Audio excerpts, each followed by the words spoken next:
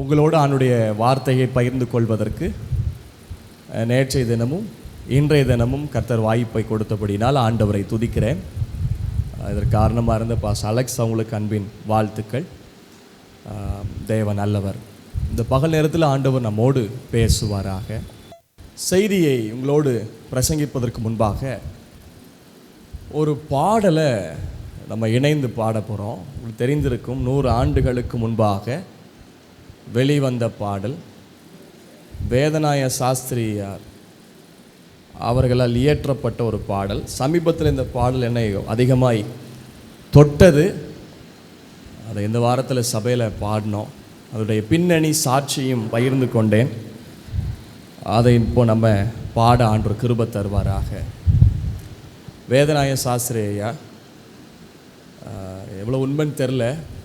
எங்கள் ஊர் பக்கத்தில் அவருடைய கலர் இருக்குதுன்னு சொல்கிறாங்க. வேப்பலாங்குளம் பனக்குடியிலேருந்து, பனக்குடி தான், ஆனால் இருந்தால் ரொம்ப நல்லாயிருக்கும். நிறைய பாடல்களை ஏற்றியிருக்கிறார். இந்த பாட்டை கேள்விப்பட்டிருக்கீங்களா? வாருமையா போதகரே வந்தமிடம் தங்கிடும், சேருமையா பந்தினில் சிறியவரம் எங்களிடம். தேங்க்யூம்மா, நீங்கள் ரொம்ப நல்லா வாசிக்கிறீங்க. தேங்க்யூ. வாருமையா போதகரே வந்தமிடம் தங்கிடும். பாடுங்க. வாருமையா போதகரே வந்தமிடம் தங்கிடும். எல்லாரும் சேர்ந்து பாடுங்க. வாருமையா போதகரே வந்தமிடம் தங்கீரும். சேருமையா சேருமையா பந்தினில், சேருமையா பந்தினில் சிறியவரா. தபேலம் இருக்கா? சிறியவரா எங்களிடம் வாருமையா போதகரே வந்தமிடம் தங்கீரும். சேருமையா பந்தினில், சேருமையா பந்தினில் சிறியவரா எங்களிடம், சிறியவரா எங்களிடம். இந்த வேதநாய சாஸ்திரியார் அவர் ஒரு புலவர். அரண்மனையில் ராஜாவுக்கு பாடல்களை பாடுகிறவர், கவிதைகளை இயற்றி பாடுகிற ஒரு மனுஷன், ஆண்டவரை ஏற்றுக்கொண்ட ஒரு தெய்வ மனிதன் வேதநாய சாஸ்திரியார். இவர் ராஜாவுக்கு பாட்டெலாம் பாடிட்டு வீட்டுக்கு வர்றார் நைட்டு. இந்த பாடல் வந்த பின்னணி சரித்திரத்தை எங்களோடு பகிர்ந்து கொள்கிறேன். அவர் நைட்டு வீட்டுக்கு வந்துட்டு மனைவிட்ட சொல்கிறாரு, சாப்பாடு சாப்பிடுவோம், சாப்பாடு வைமான்னு சொல்கிறாரு. மனைவி சொல்கிறாங்க, சாப்பாடு இல்லை, சாப்பாடு இல்லை. ஏழ்மை நிலைமை. சமைக்கிறதுக்கு பொருள் இருந்தால் தானே சமைச்சிருப்பாங்க. சாப்பாடு இல்லை, எதுவும் இல்லை. இப்போ வீட்டில் 4 பேர், மனைவி, பிள்ளைகள். அவர் சொன்னாரா, 5 பிளேட் எடுத்துகிட்டு வா. எத்தனை பிளேட்டு? 5 பிளேட் எடுத்துகிட்டு வான்னு சொன்னார். சாப்பிட்றதுக்கு சாப்பாடு இல்லை. அது வேடிக்கையாக இருக்குது. மனைவிட்ட சொன்னபோது 5 பிளேட் எடுத்து வந்தாங்க. 5 பிளேட்டையும் வச்சுட்டு எல்லோரும் உட்காந்துருக்காங்க. ஒரு பிளேட்டு யாருக்கு தெரியுமா? ஆண்டவருக்கு. மற்ற 4 பிளேட் வெறும் பிளேட்டு, சாப்பாடு கிடையாது. இப்போ பிளேட்டை வச்சுட்டு பாடுறாரு, வாருமையா போதகரே வந்தமிடம் தங்கீரும்.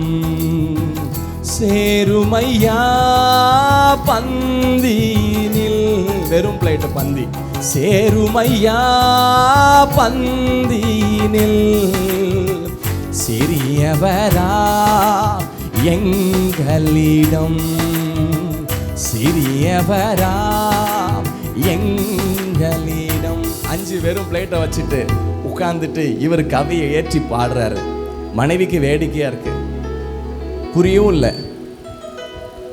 இவர் கூப்பிடுற ஆண்டவரை, வாங்கப்பா போதகரே, நீங்க தங்குங்க, எங்களோட கூட பந்தியில் உட்காருங்கன்னு கூப்பிடுறாரு ஆண்டவரை. லேட் ஆகிட்டே இருக்கு.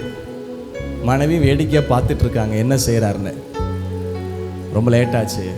திரும்ப அடுத்த ஒரு கவியை ஏற்றாரு. என்ன கவி என்றால், ஒளி மங்கி இருளாச்சு, உத்தமனே வாருமையா, களித்திரவு காத்திருப்போம். காதலனே, அந்த வெறுமையில வெறும் பிளேட்ல ஆண்டவரை பார்த்து சொல்றாரு, காதலனே கருணை செய்வாய். வெறும் பிளேட்டை வச்சுட்டு பாடுறாரு, ஒளி மங்கி இருளாச்சு. ஒருவேளை சில நன்மைகள் உங்களுக்கு தாமதமாக இருக்கலாம், ஆனாலும் தேவன் நன்மை செய்கிற வரைக்கும் காத்திருங்கள், காத்திருங்கள். ஒளி மங்கி இருளாச்சே, உத்தமனே வாருமையா. பாடுங்க, ஒளி மங்கி, ஒளி மங்கி இருளாச்சே, உத்தமனே வாருமையா. களித்திரவு களித்திரவு காத்திருப்போ, களித்திரவு காத்திருப்போ, காதலனே கருணை செய்வார், காதலனே கருணை செய்வார். இப்படி பாடுறாரா? அப்பவும் லேட் ஆகி போச்சு. வெறும் பிளேட்டுக்கு முன்னாடி எப்படி தான் இருக்கும் பாருங்க. லேட் ஆகிட்டே இருக்கு, ஒளி மங்கி போச்சு, இருண்டுச்சு, காத்துக்கிட்டே இருக்காங்க. அப்புறமும் திரும்ப அடுத்த கவி ஏற்றாரு. நான் இருப்பேன் நடுவில் என்றீர், நாதன் உன் நாமம் நமஸ்கரிக்க. தாமதம் ஏன் தயை புரிய? எதுக்கு தாமதம் தயை செய்யறதுக்கு? தற்பரனே நலம் தருவாய். வெறும் பிளேட்டுக்கு முன்னாடி உட்கார்ந்துட்டு அடுத்த கவி ஏற்றாரு. நான் இருப்பேன் நடுவில் என்றீர், நாதன் உன் நாமம் நமஸ்கரிக்க. சாத்ராக் மேசக் ஆபேத்நேகோ அக்கினி சொல்ல தூக்கி போடப்பட்ட போது அவர்கள் நடுவில் ஒருத்தர் விடுதலையாய் உலாவிக் கொண்டிருந்தார். நம்முடைய சோதனையின் துன்பத்தின் நேரத்திலும் கூட கர்த்தர் நம்மோடு வருகிறவர்.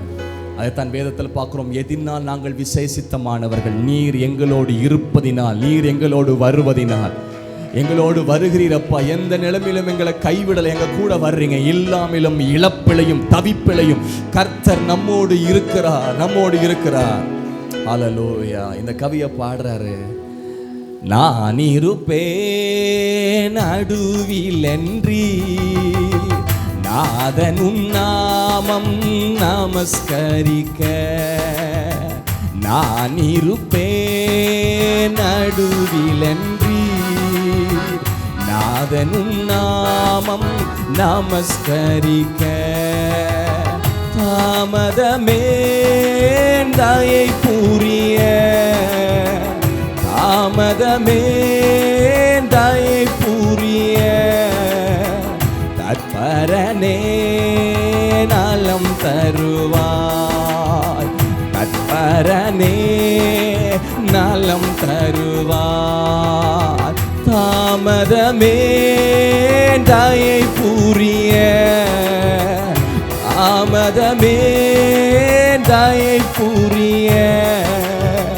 தற்பரனே நலம் தருவாய், தற்பரனே நலம் தருவாய். இந்த கவியை பாடிக்கிட்டு இருக்காரா, திடீர்னு கதவை தட்டுற சத்தம், டப் டப்புன்னு கதவை தட்டுற சத்தம். வேதநாய சாஸ்திரி மனைவி பார்த்து சொல்றாங்க, போய் கதவை தர. இயேசு வந்திருப்பார், போய் கதவை தரன்னு சொல்றாங்க. இந்த அம்மா வெளியே போய் கதவை திறந்தா ஒருத்தரும் இல்லை, ஒருத்தரும் இல்லை. திடீர்னு கொஞ்சம் கீழே பார்த்தா அந்த வாசலுக்கு முன்னாடி பாத்திரங்களா இருக்கு. அதுவும் இந்த அம்மா பாத்திராத வித்தியாசமான பாத்திரங்கள். ஐயாவை கூப்பிடுறாங்க, வந்து பாருங்க. வேதநாய சாஸ்திரி வெளியே வந்து பார்க்குறாரு. பார்த்தா இது அரண்மனையில் உள்ள ராஜா பயன்படுத்துகிற அரண்மனையில் உள்ள பாத்திரங்கள். அரண்மனையில் இருக்கிற பாத்திரங்களா இருக்கு. திறந்து பார்த்தா உள்ள சாப்பாடு. நடந்தது என்ன அப்படின்னா, ராஜா அரண்மனையில் ராஜா வீட்டில் விருந்து. திடீர்னு அவருக்கு ஞாபகம் வந்திருக்கு. மந்திரியை பார்த்து சொல்லியிருக்காரு, இந்த புலவர் வேதநாய சாஸ்திரியார் புலவர்கிட்ட கொஞ்சம் சாப்பாடு கொடுத்து வாப்பா, காலையிலேருந்து எனக்காக பாடியிருக்கான், கொஞ்சம் சாப்பாடு கொடுத்துவான்னு போக சொல்லியிருக்கிறாரு. இந்த மந்திரி சாப்பாடுலாம் எடுத்துகிட்டு வர்றாரு பாருங்களேன். வீட்டு பக்கம் வந்த உடனே சத்தம் கேட்குது, தாமதம் ஏன் தயை புரிய அப்படின்னு சத்தம் கேட்குது. இவன் நினச்சிட்டான் நம்ம லேட்டாக வந்ததுக்கு தான் ஏதோ சொல்லுதாருன்னு நினச்சி சாப்பாடு அங்கேயே வச்சுட்டு போயிட்டார், கதவை தட்டிட்டு போயிட்டார்.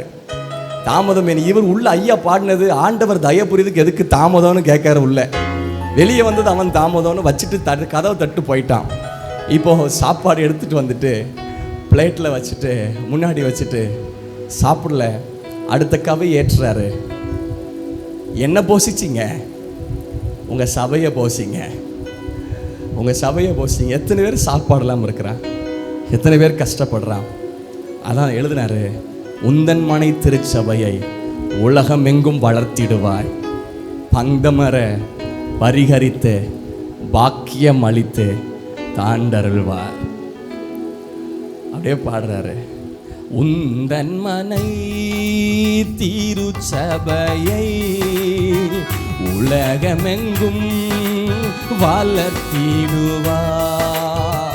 உந்தன் மனை திருச்சபையை உலகமெங்கும் வளர்த்திடுவார்.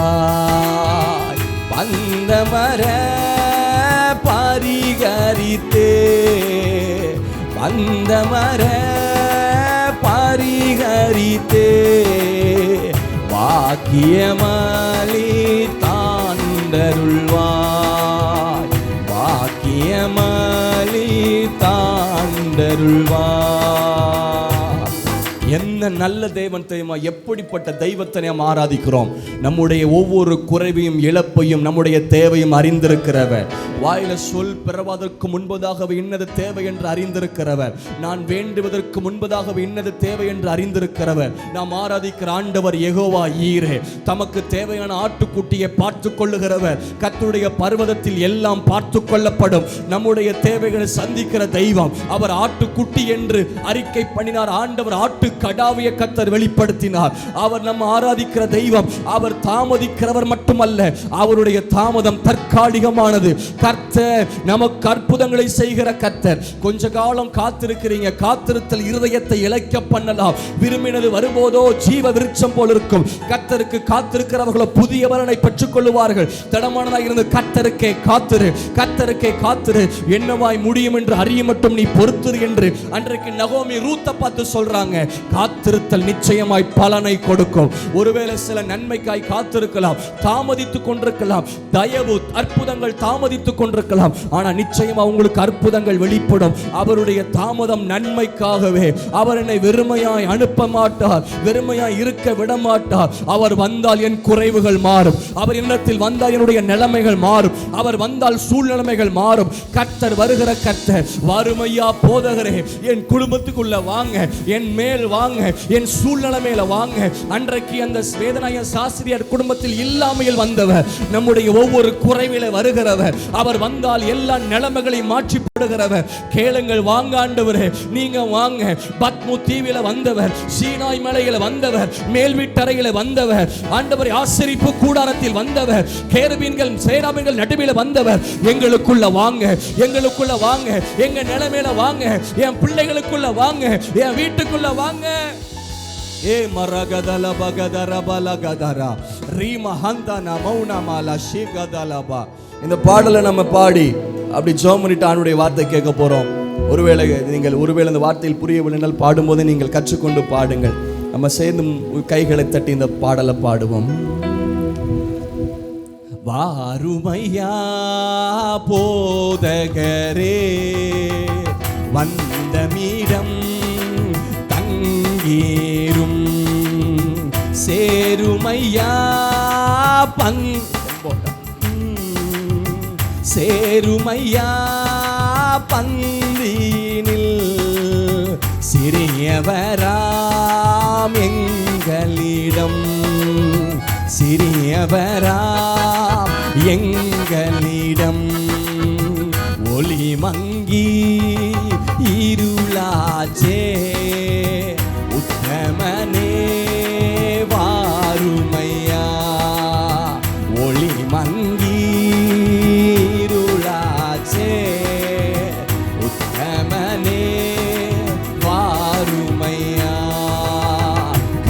கழித்திரவு காத்திருப்போ, கழித்திரவு. நீங்க அற்புதம் செய்றவரு காத்திருப்போம். காதலனே கருணை செய்வார், காதலனே கருணை செய்வார். நான் இருப்பேன் நடுவில் என்றீர், நாதனும் நாமம் நமஸ்கரிக்க. நான் இருப்பேன் நடுவில் என்றீர், நாதனும் நாமம் நமஸ்கரிக்க. தாமதமே தயை புரிய, தாமதமே தயை புரிய. கர்த்தரனே நலம் தருவார், கர்த்தரனே நலம் தருவார். வாருமையா போதகரே, வந்தமிடம் தங்கீரும். சேருமையா பந்தீனில், சேருமையா பந்தீனில். சிறியவராம் எங்களிடம், சிறியவராம் எங்களிடம்.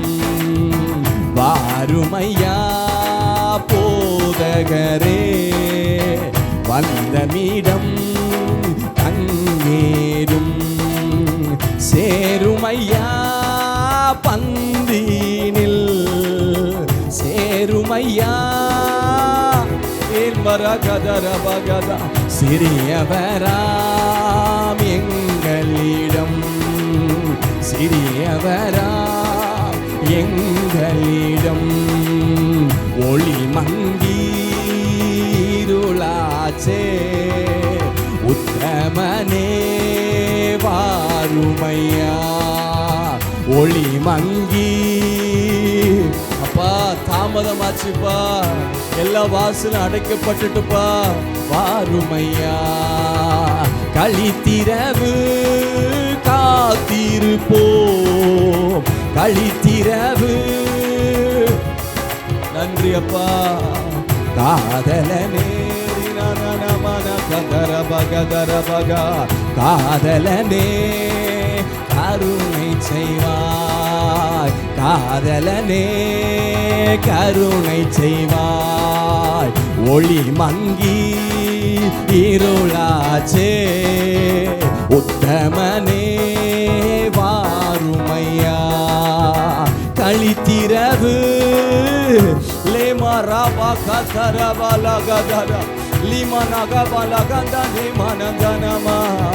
காதலனே கருணை செய்வாய், காதலனே கருணை செய்வாய். அப்படி கைகளை தட்டி ஆண்டவரை மகிமைப்படுத்துவோம்.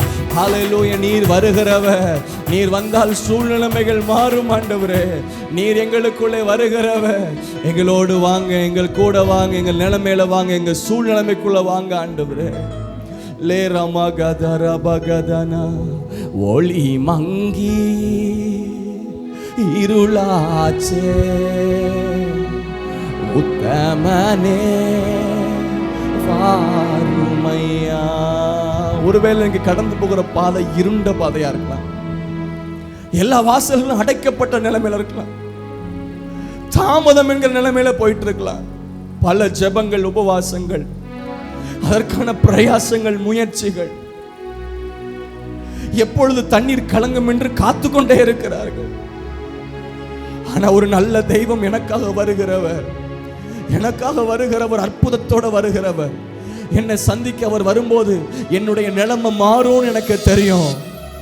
நாங்க காத்துட்டே இருக்கோம் ஆண்டவரே, காத்துட்டே இருக்க. உபத்திரவுகள், பிரச்சனைகள், சோதனைகள், தாமதங்கள், ஆனா நீங்க வருவீங்கன்னு நாங்க எதிர்பார்க்கிறோம். வாங்க ஆண்டவரே, நீங்க வாங்க ஆண்டவரே, நீங்க வாங்க ஆண்டவரே, நீங்க வாங்க ஆண்டவரே, நீங்க வாங்க ஆண்டவரே. லேரா பாக்க எவிரு என்கிற ஜபாலய தலைவன், அவனுடைய பிள்ளை மகள் பலவீனமா இருக்கிற, சாக போறா. என்ன பண்றானா, இந்த எவிரு இயேசுவை போய் கூப்பிடுறதுக்கு எங்க வீட்டுக்கு வாங்கன்னு கூப்பிட போறேன், என் புள்ள மரண நித்திரை அடைய போறா, எங்க வீட்டுக்கு வாங்கன்னு சொல்றான். எங்க வீட்டுக்கு வாங்க. என் குமாரத்தி மரண அவஸ்தைப்படுகிறாள், மரண அவஸ்தை. அவள் ஆரோக்கியம் அடையும்படி நீர் வந்து நீர் வாங்க. மரண அவஸ்தைப்படுறா, மரண அவஸ்தை. என் பிள்ளை மரண அவஸ்தைப்படுறா, நீங்க வாங்க, ஆரோக்கியம் பண்ணுங்க. அவள் மேல் உமது கையை வையும், அப்பொழுது பிழைப்பாள் என்று அவரை மிகவும் வேண்டிக் கொண்டார். நீர் வந்து, நீர் வந்துன்னு ஏசப்பாவை கூப்பிடுறான். மார்க்கு 5:23, நீர் வந்து வாங்க வாங்க. ஆனா அதுக்கு என்ன ஆகி போச்சுன்னா, இயேசு கூட வர்றாங்க. 24 வசனம், அவர் அவனோட கூட போனார். இயேசு இந்த எவ்விருவு கூடயே வந்துட்டு இருக்கும்போது இங்க பிஸியான ஒரு காரியம் நடந்து போச்சு. அங்க புள்ள துடிச்சிட்டு இருக்கு, சாக போகுது. அந்த அவசரமான நேரத்தில் இயேசுவை கூப்பிட வந்துட்டாரு. இயேசுவும் கூட வந்துட்டு இருக்கும்போது பயங்கர கூட்டம், கிரவுடு. இயேசுவை சுற்றிலும் பயங்கர கூட்டம். அதுல ஒரு 12 வருஷமா வியாதி கொண்டவள், பெரும்பாடு உள்ளவள் என்ன பண்ணிட்டானா, இயேசுவின் வஸ்திரத்தையே தொட்டா எனக்கு சுகமாகும்னு இயேசுவின் வஸ்திரத்தை தொட்டா பாருங்க, சுகமாயி போச்சு. இப்போ இயேசு அங்க நின்னுட்டார். என்ன தொட்டது யாருன்னு கேட்க ஆரம்பிக்கிறாரு. பார்த்தா இந்த அம்மா பயந்து, நான் தான் தொட்டேன், வல்லம் என்கிட்ட புறப்பட்டுச்சு, தொட்டது யாருன்னு கேட்டப்போ இந்த அம்மா வந்து, இப்போ ஏசப்பா இந்த மகளோடு பேசிட்டு இருக்காங்க. இந்த டைம்ல என்ன ஆகி போச்சுன்னா, அங்க பிள்ளை செத்து போச்சு, பிள்ளை செத்து போச்சு. இப்போ இங்க இந்த 12 வருஷம் பெருமாடுள்ள ஸ்திரீக்கு அற்புதம் நடக்கல. இங்க இந்த அம்மா தொடாம இருந்திருந்தா, இங்க இயேசு இந்த அம்மாவோடு பேசாம இருந்திருந்தா, கரெக்டா சாகிறதுக்கு முன்னாடி இயேசு அந்த வீட்டுக்கு போயிருக்கலாம். ஆனா இங்க நடந்த சம்பவத்துக்கு நடுவில் இந்த டைம்ல வீட்டில் பிள்ளை செத்து போச்சு. வீட்டில இருந்து கொஞ்சம் பேர் ஓடி வர்றான். வந்து என்ன பண்றான் பாருங்க, 35 வசனம். அவர் இப்படி பேசிக்கொண்டிருக்கையில் ஜெபாலய தலைவனுடைய வீட்டிலிருந்து சிலர் வந்து, உம்முடைய குமாரத்தி மரித்து போனால், செத்துட்டா, இனி ஏன் போதகரை வருத்தப்படுத்துகிறீர் என்றார்கள். செத்துட்டான்னு சொல்லியாச்சு, பரவாயில்ல. அடுத்து சொல்றான், ஏன் போதகரை வருத்தப்படுத்துகிறீர். இது யார்கிட்ட சொல்றாங்க? இது யார்கிட்ட சொல்றாங்க? எவிருவிடத்திலே. எவிரு வந்து வீட்டில் உள்ளவங்க சொல்றாங்க. அவ்வளோ கூட்டம் இருக்கு, பயங்கர சத்தம் கேட்கும். கூட்டம் இருக்கும்போது பயங்கர சத்தம் கேட்கும். இது இயேசுக்கு தெரிஞ்சு போச்சு. 36 வசனத்தில் இயேசு என்ன சொல்றாங்க, அவர்கள் சொன்ன வார்த்தையை இயேசு கேட்ட உடனே ஜெபாலய தலைவனை நோக்கி, பயப்படாதே, விசுவாசம் உள்ளவனாயிரு என்று சொல்லி. வீட்டுக்காரன் என்ன சொல்லியிருப்பான்னா, இனி இயேசு வருத்தப்படுத்த வேணாம், வாங்க சாமினா பந்தல் போடணும், பிரேத பெட்டி வாங்கணும். நம்முடைய காலத்தின்படி பார்த்தால் ஃப்ரீசர், சேர் எடுக்கணும், சாமினா பந்தல் போடணும், குழி வெட்டுற வேலையை பார்க்கணும், அவனுக்கு எல்லாருக்கும் சொல்லணும், பிள்ளைக்கு துணி, கோடி துணி வாங்கணும். இது மாதிரிலாம் வேலை இருக்கு. இனி இயேசுவதுக்கு வருத்தப்படுத்தணும். இயேசு சொல்றாங்க, விசுவாசம் உள்ளவனார். இயேசுவை கூப்பிட்டுட்டு வர்றாங்க. 38 வசனம், ஜெபாலய தலைவனுடைய வீட்டிலே வந்து இயேசு வந்தார். இயேசு வந்தார். இயேசு பிள்ளை எழுந்துருன்னு சொன்னார். எல்லாரும் அழுதுட்டு இருக்காங்க. அவ்வளோ நேரம் அழுதவங்க இயேசு பிள்ளை தூங்கிட்டு இருக்கான்னு சொன்ன போது, நித்திரையா இருக்கான்னு சொன்ன போது நகைக்கிறாங்க. அதுதான் உலகம், அதுதான் குடும்பம், அதுதான் உறவு. அழுத மாதிரி அழுவாங்க, நம்ம கூட துக்கம் கொண்டாடுற மாதிரி துக்கம் கொண்டாடுவாங்க. ஆனால் சில காரியம் ஏற்பட்டால் நம்முடைய விசுவாசத்தை அவங்க கனம் பண்ண மாட்டாங்க. அவ்வளோ நேரம் புலம்புறாங்க, சந்தேடி பண்ணி அழுதுட்டு இருக்கிறாங்க. பிள்ளை மரிக்கவில்லை, நித்திரையா இருக்கிறாள் என்றார். அதற்காக அவரை பார்த்து நகைத்தார்கள். எல்லாரையும் வெளியே போன்னு சொல்லிட்டு எழுந்திருன்னு சொன்னார். சிறு பிள்ளையே தளித்தகுமின்னு சொன்னார், எழுந்திருன்னு சொன்னார். இயேசு வந்த இந்த வீட்டிலே ஜீவன் உண்டானது, பிழைப்பு உண்டானது. நிறுத்தில இயேசுவை வீட்டுக்கு கூப்பிட்டு வரணும்னு முயற்சி பண்ணி பாதி தூரம் வந்தாச்சு. ஆனா அங்கேயும் ரொம்ப நேரம் ஆகிப்போச்சு, பிஸி ஆகிப்போச்சு. ஆனா இதன் மத்தியிலையும் வீட்டில் பிள்ளை செத்து போச்சுன்ற செய்தி வந்த போதிலையும் இயேசுவை வீதியில விட்டுட்டு போகாம வீட்டுக்கு கூட்டிட்டு வந்த இந்த எவிருவை போல இயேசுவை நான் என்னுடைய சூழ்நிலைமைக்கு கூட்டிட்டு போறேன். இயேசுவை என்னுடைய எல்லா பிரச்சனைக்கு கூட்டிட்டு போறேன். அவர் வந்தால் நிலைமை மாறும், அவர் வந்தால் சூழ்நிலைமை மாறும், அவர் வந்தால் ஜீவன் உண்டாகும், அவர் வந்தால் காரியம் மாறுதலா முடியும். இயேசு சகையுடைய வீட்டுக்கு வந்தார். இயேசுவை சந்தித்த அந்த சகையு இயேசுவை வீதியில் விட்டுட்டு செல்லாமல் இயேசுவை வீட்டுக்கு அழைத்து சென்றார். வீட்டில் மாற்றம் உண்டானது, அவனுடைய வாழ்க்கையில மாற்றம் உண்டானது. ஒன்று சொல்லட்டும், உங்கள் ஜீவியத்தில் மாற்றம் உண்டாகும், பிள்ளைகள் வாழ்க்கையில மாற்றம் உண்டாகும். இயேசு வந்தார், இயேசு வந்தார். ஹல்லேலூயா. ஒளி மங்கி இருளாச்சே, உத்தமனே வாருமையா. எல்லாருடைய கண்கள் மூட முடிந்தால் மூடி, கை உயர்த்த முடிந்தால் உயர்த்தி பாருங்க. ஒளி மங்கி இருளாச்சே, எல்லா வாசல் அடைக்கப்பட்டுட்டு பாரு. உத்தமனே வாரு. ஆண்டவரை பார்த்து பாசமா கேளுங்க.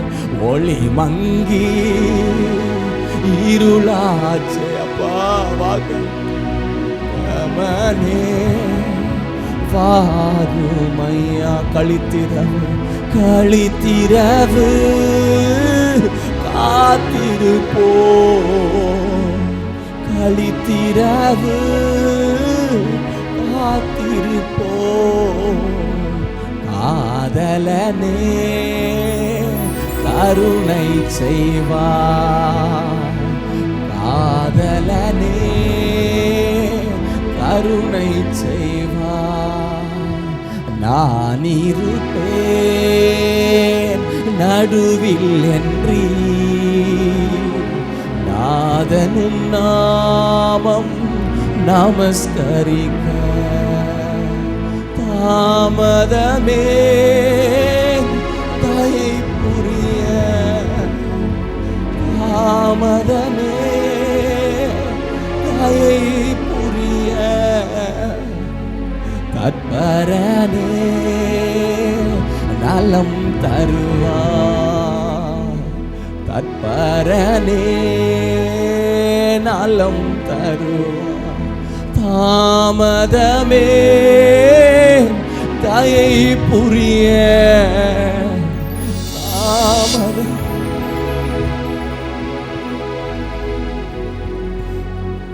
தற்பரனே நலம் தருவார், தற்பரனே நலம் தருவார்.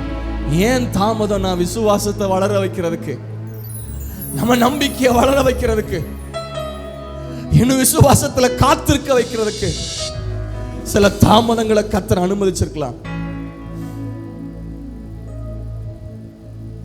இங்க தாமதம் ஏற்பட்டது ஏனென்றால் எவிருடைய விசுவாசம் வளர வைக்கிறதுக்கு. பிள்ளை வியாதியா இருக்கும் போது இயேசுவை கூப்பிட வந்தவர், பிள்ளை செத்து போனதுக்கு அப்புறம் அடுத்த படி பிரச்சனை வளருது, பிரச்சனை முத்துது. அப்பமும் இயேசு சொல்றாரு, விசுவாசம் உள்ளவனா இரு. இந்த எவருக்குள்ள விசுவாசத்தை உண்டு பண்றதுக்கு இடையில ஒரு பிரச்சனை வந்துச்சு.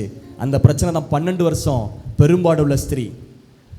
தன்னுடைய சம்பாத்தியம் எல்லாம் போச்சு, ஆஸ்தி எல்லாம் அழிச்சு போச்சு, வருத்தப்படுத்தப்பட்டாள். ஆனா இயேசுவின் வஸ்திரத்தை தொட்ட போது வியாதி மாறிச்சு, சுகம் உண்டானது. இயேசு சொல்றாங்க 34ஆம் வசனத்துல, இயேசு அவளை பார்த்து, மகளே உன் விசுவாசம் உன்னை ரட்சித்தது, நீ சமாதானத்தோட போய் உன் வேதனை நீங்க சுகமாயிரு என்றார். இந்த வார்த்தையை இயேசு பெரும்பாடு உள்ள ஸ்திரீ, சுகமடைஞ்ச ஸ்திரீட்ட சொல்லும்போது எவிரு எங்கே இருந்திருப்பார்? இயேசு பக்கத்திலே தான் இருந்திருக்கிறாரு. ஏன்னா எப்படியாவது வீட்டுக்கு கூட்டு போகணும்னு அவ்வளோ கூட்டம், வேற எவனாவது இயேசு இழுத்துட்டு போயிடக்கூடாதுன்னு ஒருவேளை நினைச்சிருப்பாரு. இயேசு பக்கத்திலே இருந்திருப்பாரு. ஒருவேளை நம்முடைய சிந்தனைப்படி யோசித்து பார்த்தால் இயேசுவை பிடிச்சிக்கிட்டே இருந்திருப்பாரு. ஏன்னா அவர் தான் வீட்டுக்கு கூட்டு போயிட்டு இருக்கிறாரு. இப்போ இயேசு சொல்லும்போது உன் விசுவாசம் உன்னை ரட்சித்ததுன்னு சொல்லும்போது அடுத்த பக்கத்தில் நிற்கிற எவிருவுக்குள்ளேயும் விசுவாசம் வளரணும்.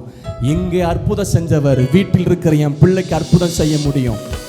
இது நடந்துட்டு இருக்கும் போதே, பேசிட்டு இருக்கும் போதே அடுத்த வசனத்துல வீட்டிலேருந்து வந்து சொல்கிறாங்க, பிள்ளை செத்து போச்சு, போதகரை ஏன் வருத்தப்படுத்தணும், பிள்ளை செத்து போச்சு.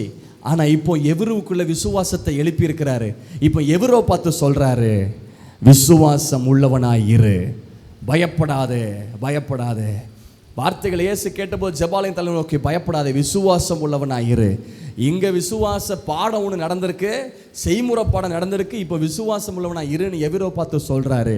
சில தாமதங்கள், தேவன் அனுமதிக்கிற சில தாமதங்கள் நன்மைக்கு, நம்முடைய விசுவாசத்தை வளர செய்வதற்கு.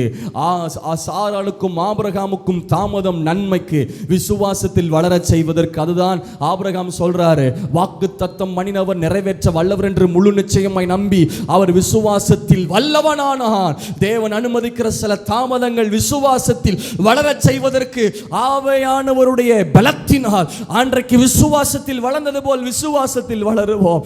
தேவன் நம்மை பலப்படுத்துவாரே. பலகதர பகதலா தாமதமே தயை புரிய, தாமதமே தயை புரிய, தற்பரனே நலம் தருவார், தற்பரனே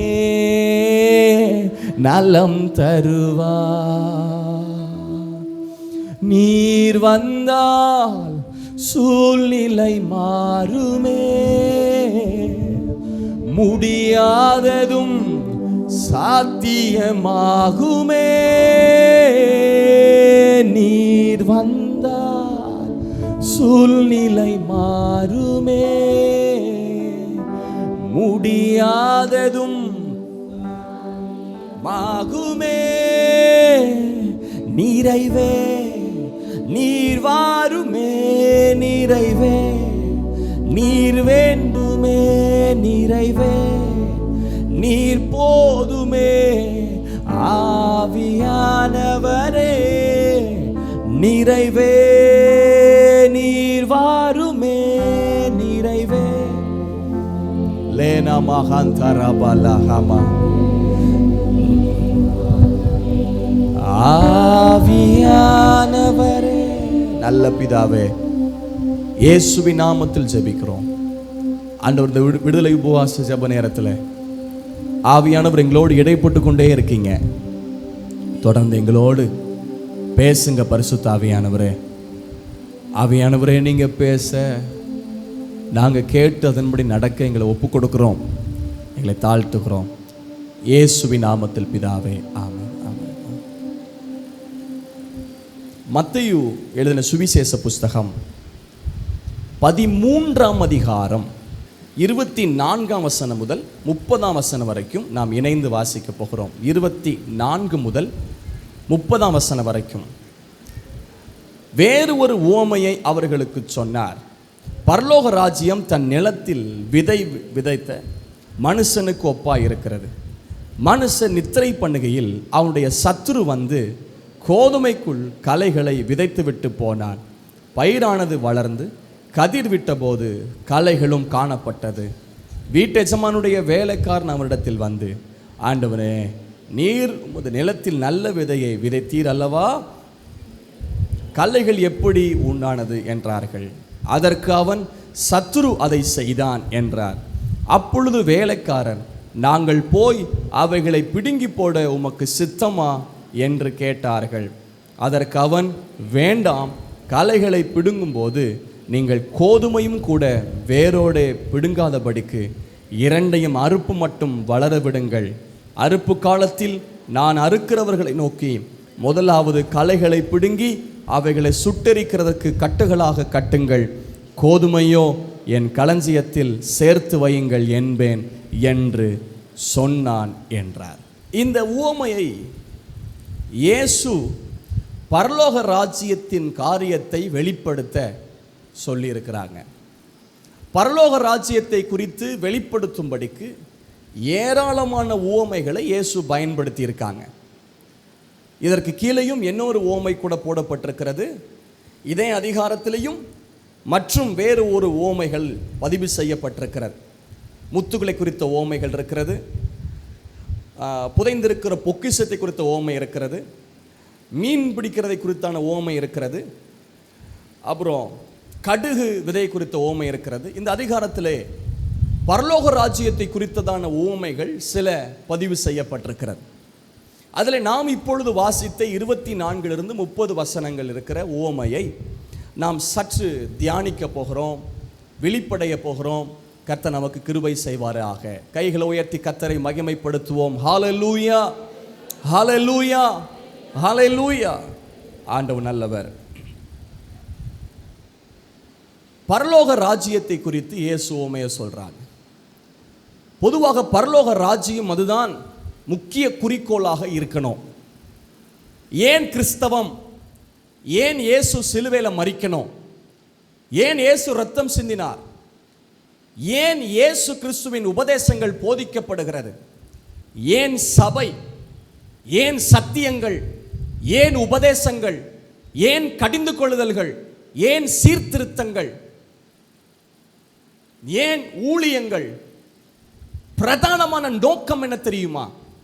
ஒரு கூட்டம் ஆத்துமாக்களை பரலோகத்துக்கு கொண்டு போனோம்.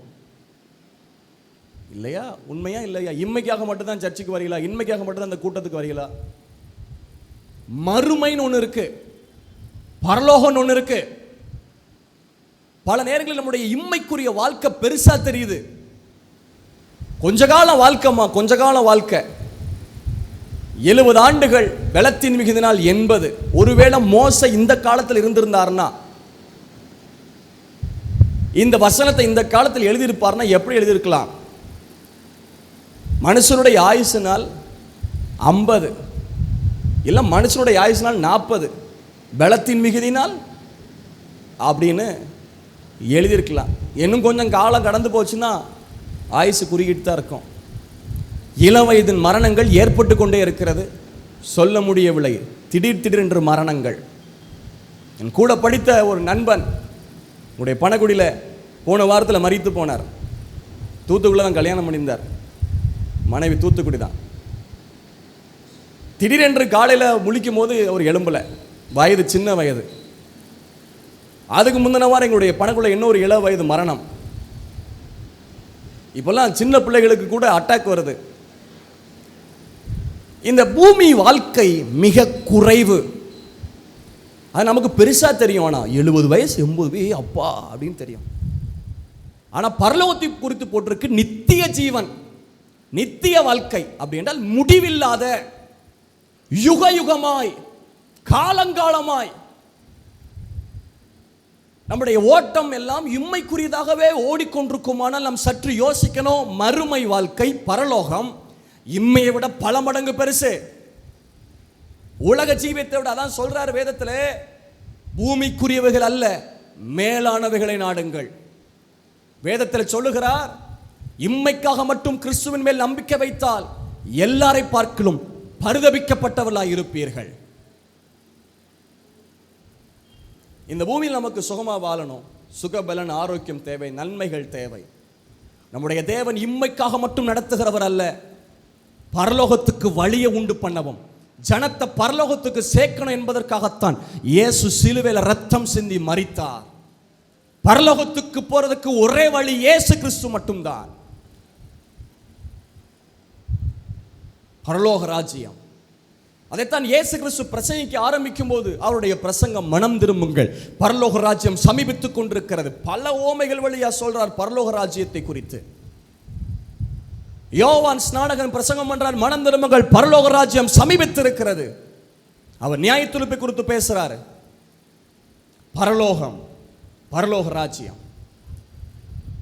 நாம் இழக்கக்கூடாத ஒன்று பரலோகம். கைவிடப்பட்டால் அல்லது ரட்சிக்கப்படாமல் நாம் மரித்தால் நம்முடைய நிலைமை பரிதாபம்.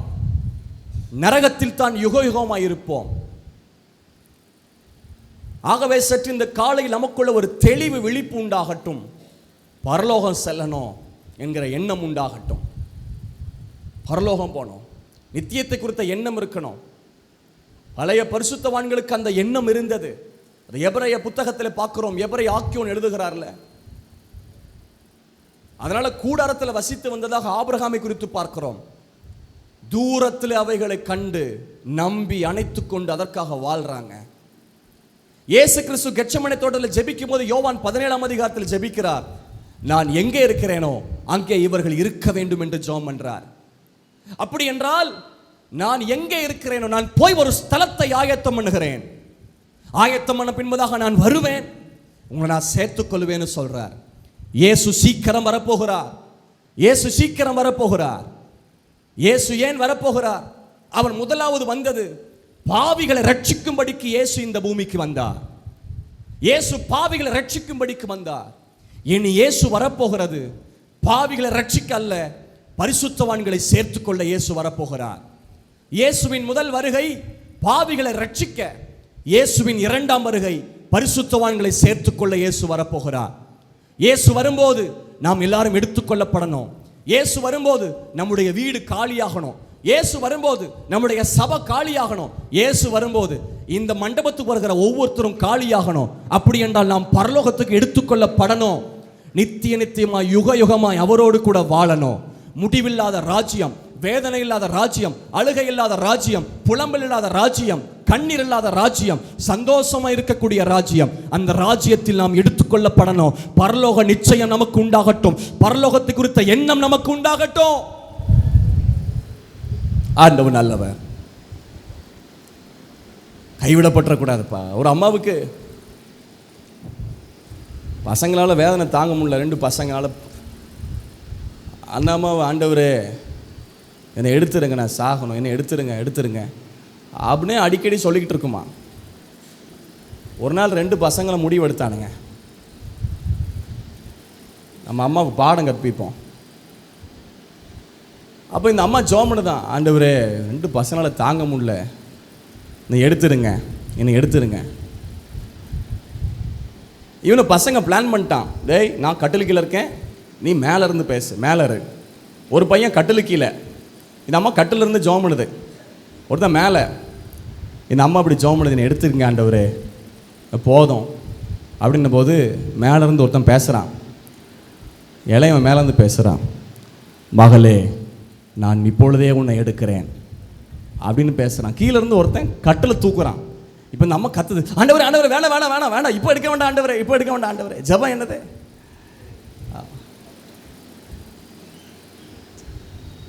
பேசுறதுக்கா நல்லா தான் இருக்கும், சாவறதுக்கு யாருக்கு அது பிடிக்குதா? பாஸ்டர் பரலோகத்துக்கு போக வேண்டுமானால் என்ன செய்ய வேண்டும்? சாகணும். போய் செத்துறாதீங்க, பாவத்துக்கு சாகணும்.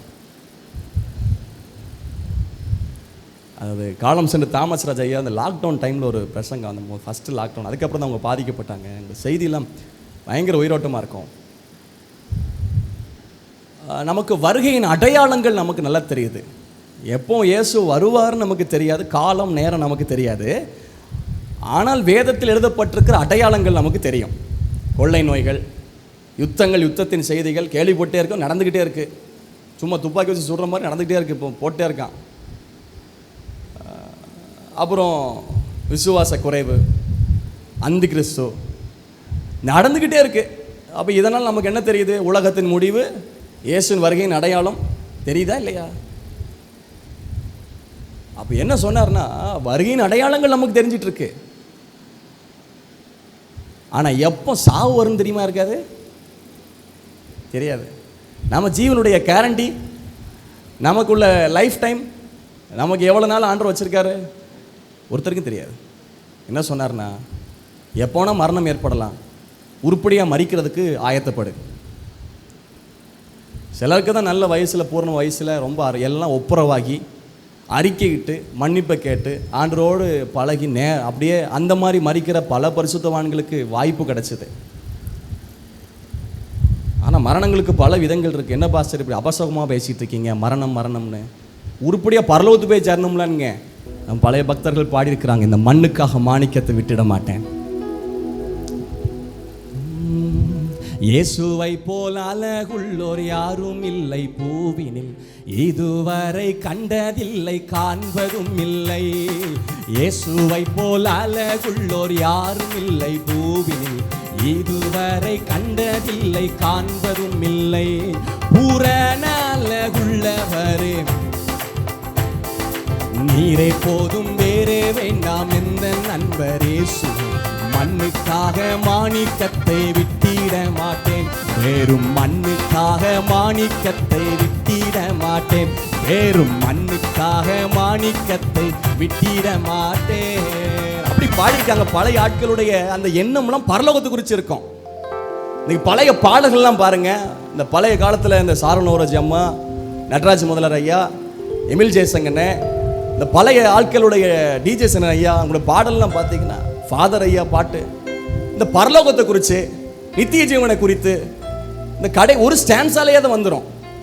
அதுவும் குறிப்பாக அந்த பழைய பாட்டில் பார்த்தீங்கன்னா கடைசி ஸ்டான்ஸா, கடைசி பல்லவி கடைசி காலத்தை குறிச்சே இருக்கும். இருக்கா இல்லையாங்க? நம்மெல்லாம் புது பாட்டையே படிச்சுட்டு இருக்கனால சிலருக்கு தெரியாதா இருக்கும். நீ கொஞ்சம் ஆராய்ச்சி பண்ணி பாருங்க. பாட்டு புக்கில் பழைய பாட்டல் எல்லாத்தையும் கொஞ்சம் திருப்பி பாருங்க. அந்த பரலோகத்தை குறித்த பாட்டு இருக்கும். அந்த நாட்கள்லாம் சபைகளில் நித்தியத்தை குறித்த பாடல்களை பாடுவாங்க. ஒரு பாட்டாவது ஞாயிற்றுக்கிழமை மாறல நித்தியத்தை குறித்து பாட்டு இருக்கும், பரலோகத்தை குறித்து பாட்டு இருக்கும். இப்போ யாராவது சாவணும், செத்தாதான் நித்தியத்தை குறித்த பாட்டையே கேட்க முடியும். இது சாவு வீட்டில் படிக்கிறதுக்கு ஏற்றலை. பொதுவாகவே இந்த பரலோகமே என் சொந்தமே, இந்த தேவ சாயல் ஆக மாறி, இதெல்லாம் சாவு வீட்டு படிக்கிறதுக்காக அவர்கள் ஏற்றவில்லை. நம்ம தான் அடக்காரணையில் படிப்பதற்காக அடக்கம் பண்ணிவிட்டோம் இந்த பாட்டை. ஆனால் ஆராதனைகளில் மகிமை குறித்த எண்ணம் வர வேண்டும் என்று பாடுறதுக்காக பரிசுத்தவான்கள் இயற்றின பாடல்கள். இன்ப இயேசு ராஜாவை நான் பார்த்தால் போதும், மகிமையிலே அவரோடு கூட இந்த மகிமை குறித்த எண்ணத்தை, தாக்கத்தை சர்ச்சில் உண்டு பண்ணிட்டே இருப்பாங்க. எங்க போச்சு இப்போ? இம்மைக்குரிய மட்டும் பொருள், பணம், சுகம், வீடு, கார், பங்களா. பரலோகம் பிரதானமான நோக்கம் நித்திய ஜீவன். நித்திய ஜீவன் அளிப்பேன் என்பதே நமக்கு தந்த வாக்கு தத்தம். டைரக்டா போட்டிருக்கு. இயேசுடைய வாக்கு தத்தம் என்ன? வாழாமல் தலையாவாய். நித்திய ஜீவன் அளிப்பேன் என்பதே அவர் உங்களுக்கு தந்த வாக்கு தத்தம். நம்பி பரிசுத்தமா வாழ்ந்த நித்திய ஜீவனை பெற்றுக்கணும். தாமதிக்கிறார். எதுக்கு தெரியுமா? ஒருத்தரும் கெட்டு போக கூடாது, எல்லாரும் ரட்சிக்கப்பட வேண்டும் என்பது அவருடைய சித்தம். எல்லாரும் பரலோகத்துக்கு வரணும்னு எவ்வளவு விரும்புறார் தெரியுமா? ரொம்ப ஆனந்தமா இருக்கும், சந்தோஷமா இருக்கும். பரலோகத்தில் 3 ஆச்சரியம் இருக்குமா? 3 ஆச்சரியம். அந்த செய்தி ஆரம்பிக்கல. 3 ஆச்சரியம்.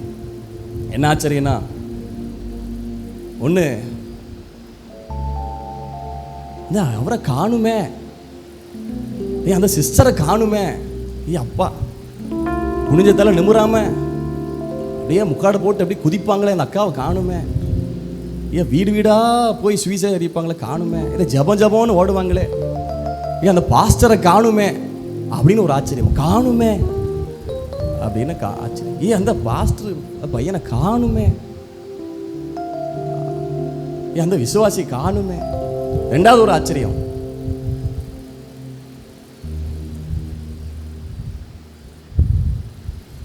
இவரெல்லாம் இங்க எப்படி,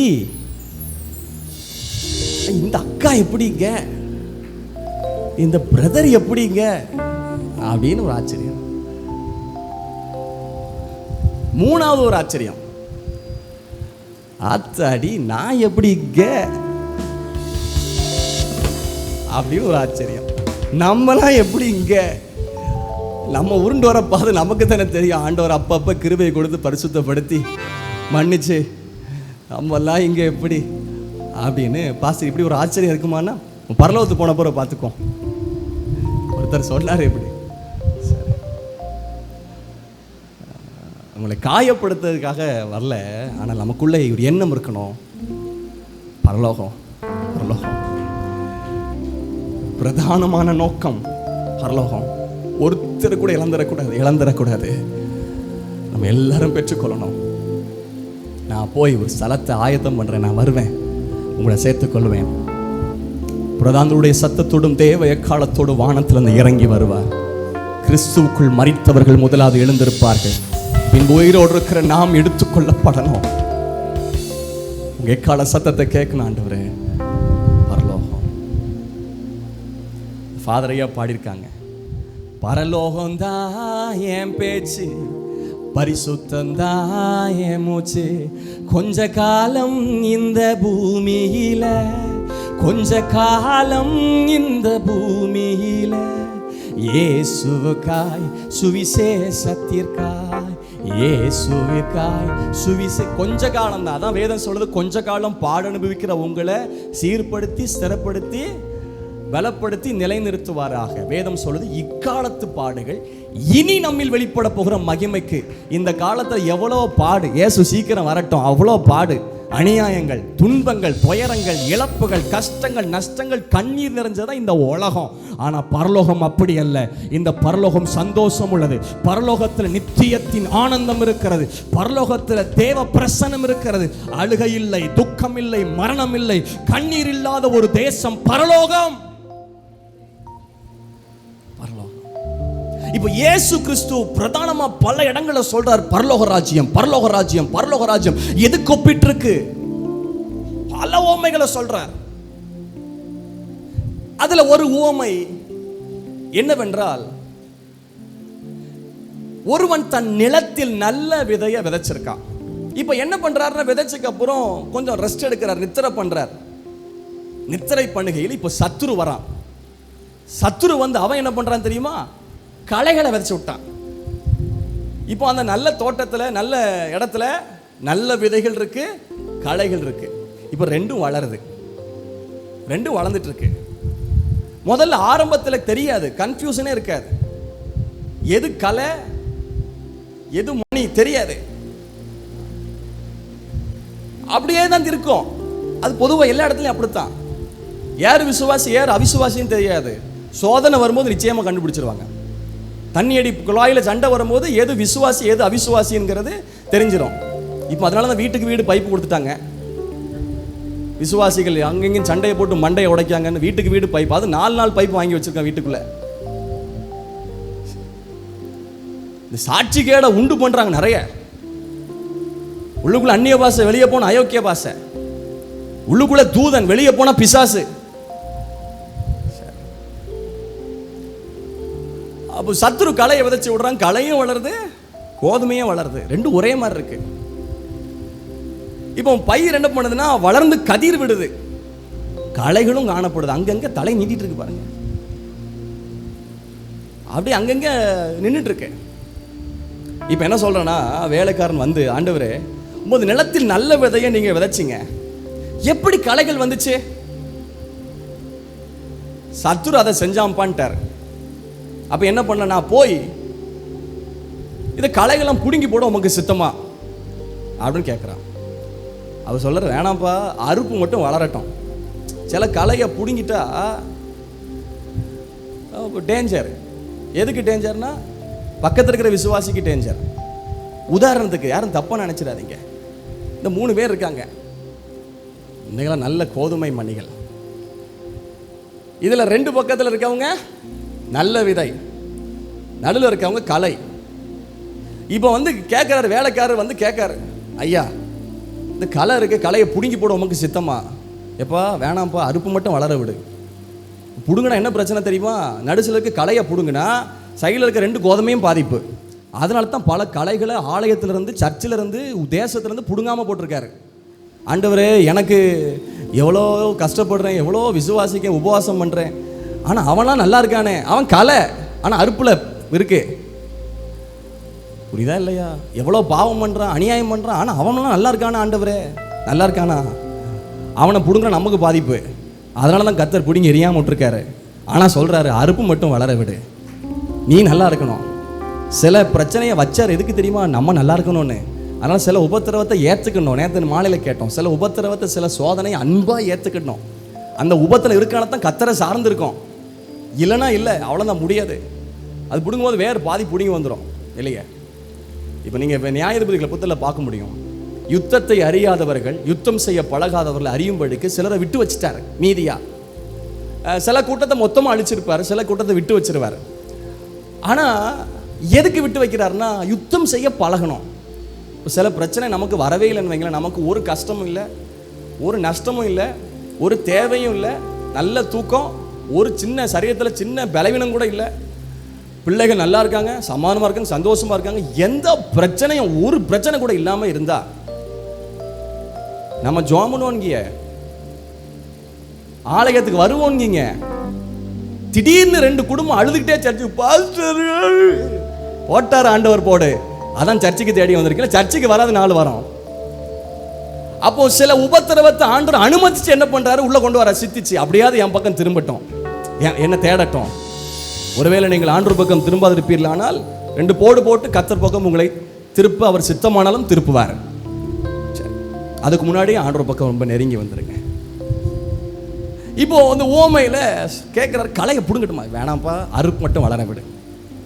இப்போ அறுப்பு காலம் வருகிறது. அந்த வசனத்தை எல்லாரும் கவனிப்போம். அறுப்பு காலம் வருகிறது. 13ஆம் அதிகாரம் 30ஆம் வசனம். அறுப்பு காலத்தில் நான் அறுக்கிறவர்களை நோக்கி முதலாவது களைகளை பிடுங்கி. அறுப்பு காலம் முதல்ல என்ன சொல்றா தெரியுமா? களைகளை பிடுங்கு. அறுப்பு காலத்தில் களைகள் பிடுங்கப்படும்.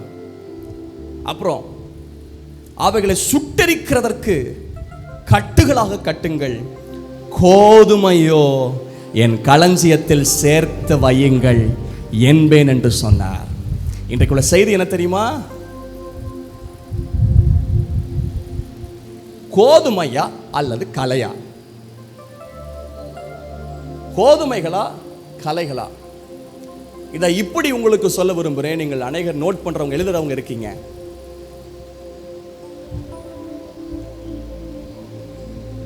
களஞ்சியத்தில் சேர்க்கப்படுகிற கோதுமைகளா அல்லது அக்கினியில் போடப்படுகிற களைகளா? களஞ்சியத்தில் சேர்க்கப்படுகிற கோதுமைகளா அல்லது அக்கினியில் போடப்படுகிற களைகளா?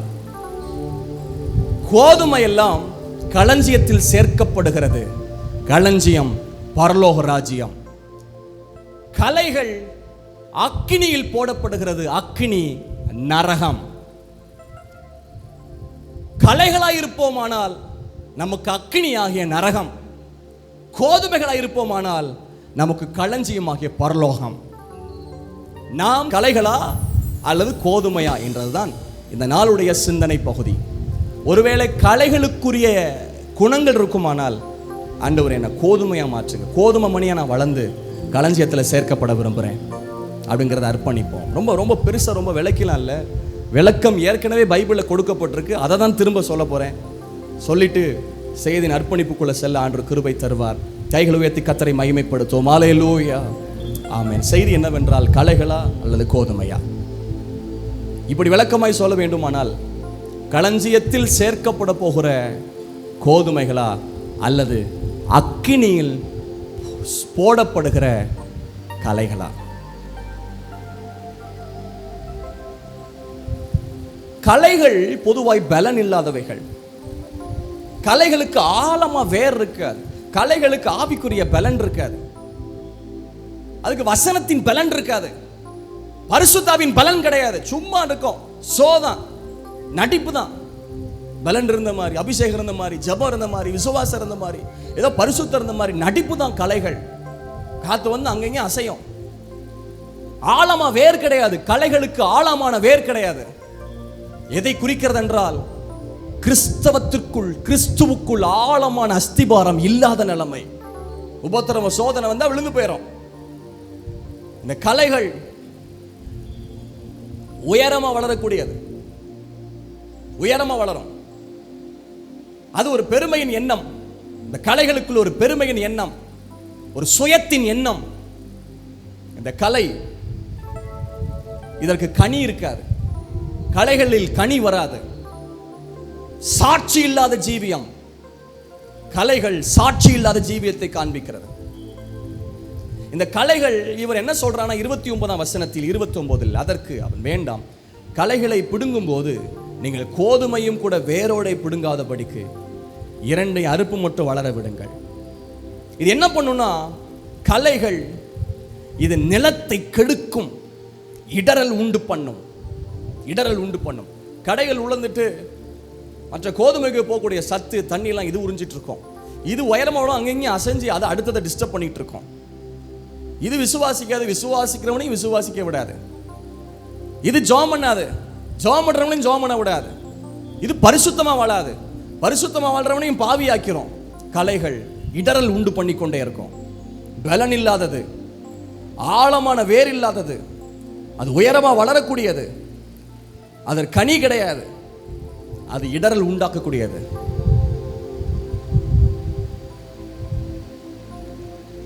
வேதத்திலே 2 வசனங்களை நாம் கவனிப்போம். மத்தேயு 3ஆம் அதிகாரம் 12ஆம் வசனம். யாராகிலும் எடுத்தவர்கள் வாசித்த உதவுங்கள். மத்தேயு 3:12. அவர் தமது களத்தை நன்றாய் விலக்கி தமது கோதுமையை களஞ்சியத்தில் சேர்ப்பார், பதரையோ அவியாத அக்கினியில் சுட்டெரிப்பார் என்றான். எப்படி போட்டிருக்கு பாருங்களேன்.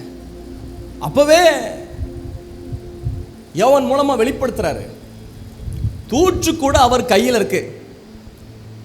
அவர் என்ன பண்ணுவார்னா, கோதுமையை தமது களஞ்சியத்தில் சேர்ப்பார், ஆனா பதரையோ அவியாத அக்கினியில சுட்டரிப்பார்.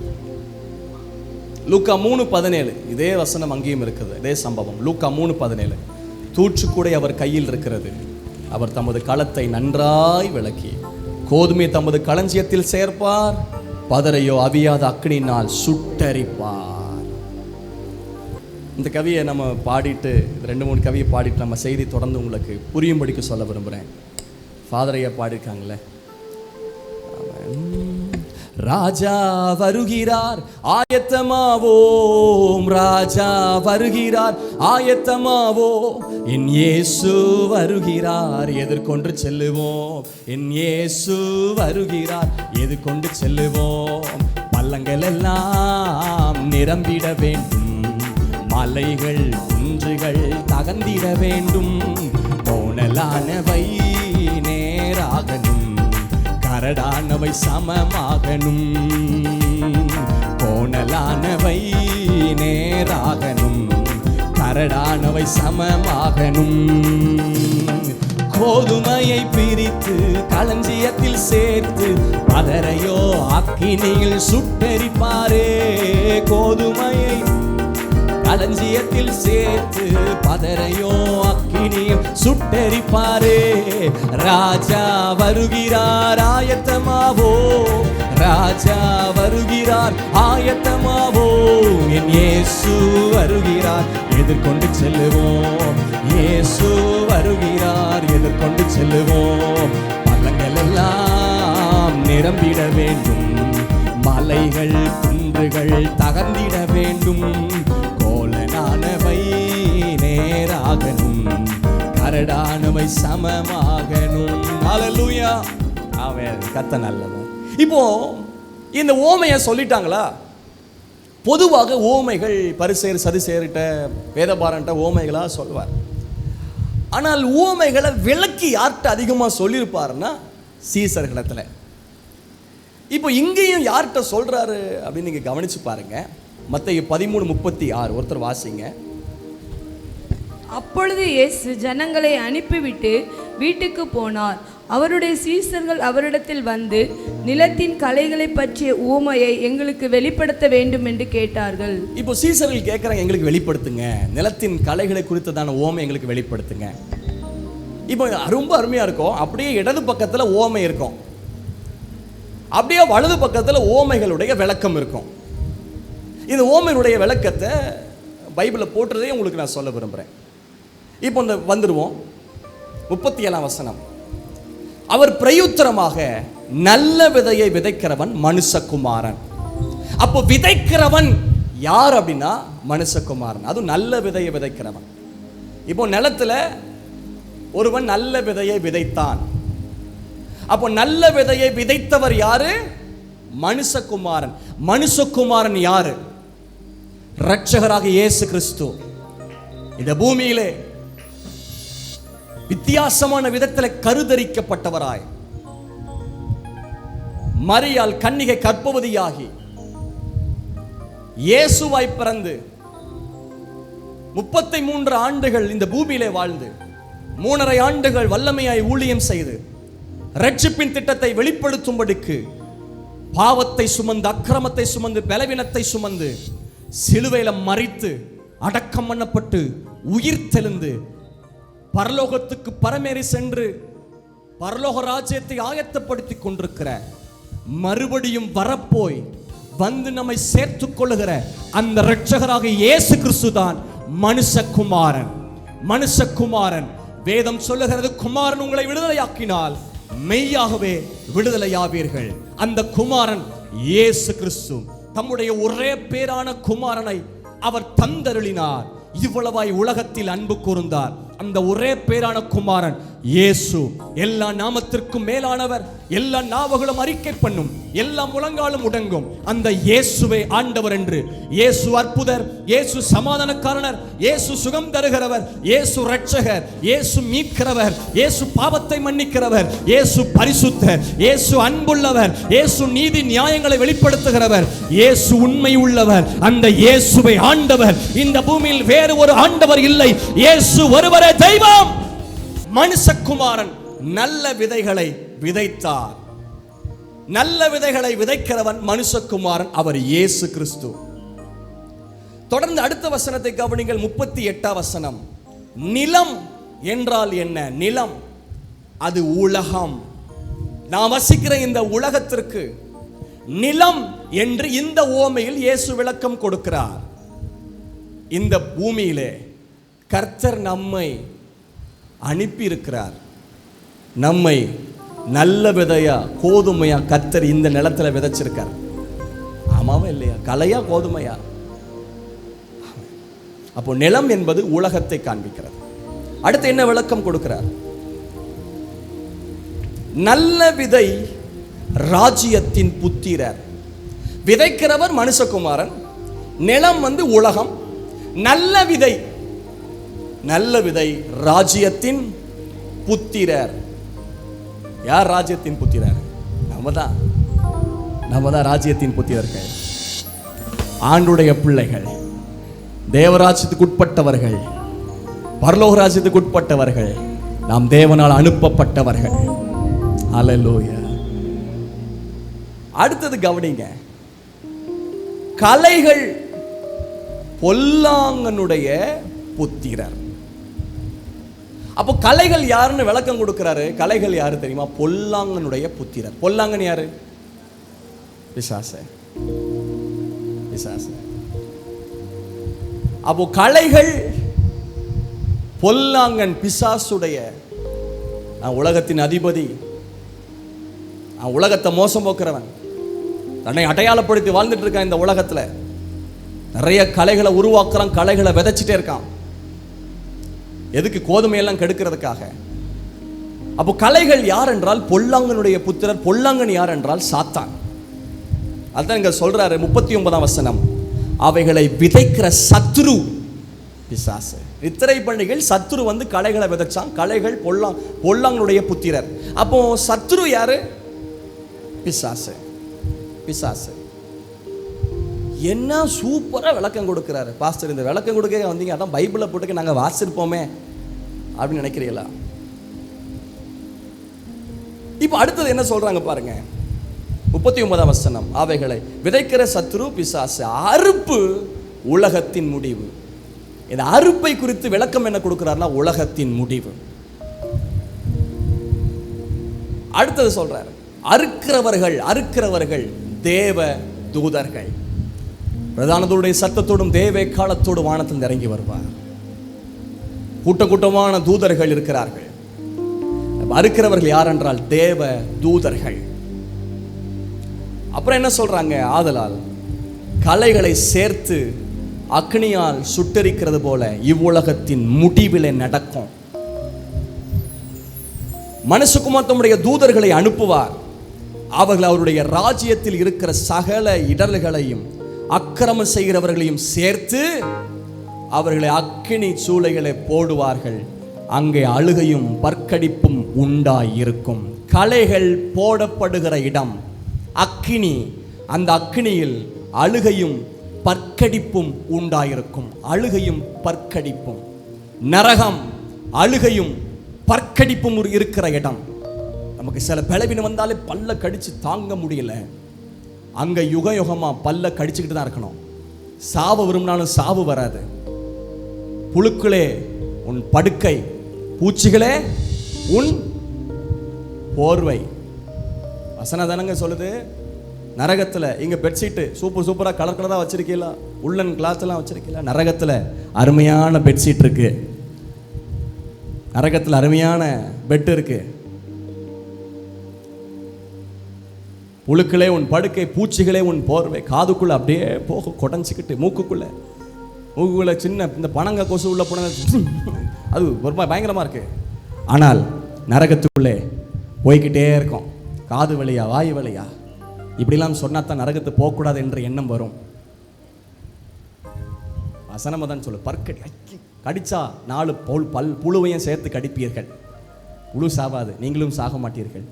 நரகத்தில் ஐயோ ஒரு பாச்சாவை கண்டால் நீங்கள் 4 அடி பாய்ந்து ஓடுகிறீர்கள். ஆனால் அங்கே பூச்சிகளாகவும் புழுக்களாகவுமே நிறைந்திருக்கும். ஒரு கேரட்டில் புழுவை பார்த்தால் அப்படியே நீங்கள் கிரிக்கெட்டில் சேர்த்தா நீங்கள் ஜெயிச்சிருவீங்க, பவுலராக ஆயிருவீங்க. அப்படியே கேரட்டை தூக்கி தப்புன்னு எரிஞ்சிருந்தோம்.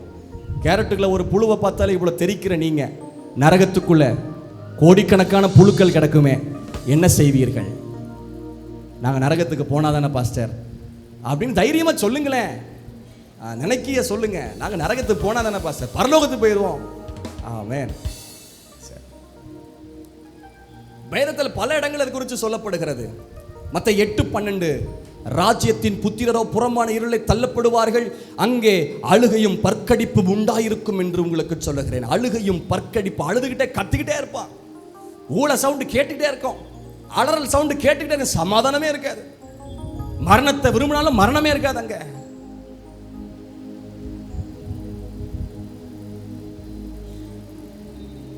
பல இடங்களை போட்டு அழுகையும் பற்கடிப்பும் அங்கே உண்டாயிருக்கும். கலைகள் கடைசியில் எங்க போடப்படும்னா அழுகையும் பற்கடிப்பும். அறுப்பு நியாய தீர்ப்பை வெளிப்படுத்துகிறது. தூற்றுக்கூடை அவர் கையில் இருக்கும். வெள்ளை சிங்காசன நியாய தீர்ப்பின் நாள் இருக்கிறது. இப்பொழுது நாம் ஒவ்வொரு பாவம் தவறு செய்யும் போது நமக்காக பரிந்து பேசுகிற வக்கீலாக வெளிப்படுறார் இயேசு. நமக்காக பரிந்து பேசுகிற வக்கீலா வெளிப்படுறாரு. ஆனால் அதே இயேசு இந்த அறுப்பின் நாளிலே அவர் நியாயாதிபதியா உட்கார்ந்திருப்பார், ஜட்ஜாக உட்கார்ந்திருப்பார். அப்போ ஒரு துளி இரக்கம் பாராட்ட முடியாது. அவர் வசனத்தின்படி சத்தியத்தின்படி நியாயம் தீர்ப்பார். இந்த பூமியை நீதியோடும் தானத்தோடும் நியாயம் தீர்க்கிறவர். நியாய தீர்ப்பின் நாள் வருகிறது. இப்பொழுது நீங்கள் வக்கீலை வச்சு பணத்தை வச்சு பல வழக்குகளை சமாளிச்சுக்கலாம், மனுஷ தய வச்சு. ஆனால் அப்போ சமாளிக்க முடியாது. இப்போ கிருபையா நமக்காக வலது பார்சல உட்கார்ந்து வழக்காடிக்கிட்டே இருக்கிறாரு. எதுக்கு? இரக்கத்துக்காக, மன்னிப்புக்காக, கிருபைக்காக. ஆனால் அதே தேவன் சிங்காசனத்தில் வந்து உட்காரும் போது நம்ம அன்றைக்கு தப்பு வைக்கப்படணும். உண்மை உத்தமுள்ள ஊழியக்காரனை கொஞ்சத்தில் உண்மையாக அந்த அநேகத்துக்கு உன்னை அதிகாரியா மாற்றுவேன். இங்க இந்த கலைகள் அக்கில போடப்படுது. லாசரு ஐஸ்வர்யனுடைய சம்பவத்தில் பார்க்கிறோம். வேதனை அவனால தாங்க முடியல. இந்த பூமியில் நல்லா வாழ்ந்த ஐஸ்வர்யவான் ஒரு சொட்டு தண்ணியை கேட்டுட்டு இருக்கான். தன் விரலின் நுனியிலே தண்ணீர் தோய்த்து என் நாவில் குளிர பண்ணும்படி அப்படின்னு சொல்றான். என் நாவில் ஒரு சொட்டு தண்ணியை வச்சிருங்க, நாவை குளிர பண்ணுங்க. அப்படி வேதனையா இருக்கு, முடியல. அக்னி ஜோலையில வேதனைப்படுறேனே, கஷ்டப்படுறேனே, அக்னி ஜோலையில வேதனைப்படுறேன்னு சொல்றான் ஐஸ்வர்யவான். நீ நன்மை அனுபவிச்சப்பா பூமியில, ஆனா இவனோ தீமைகள் அனுபவிச்சான்.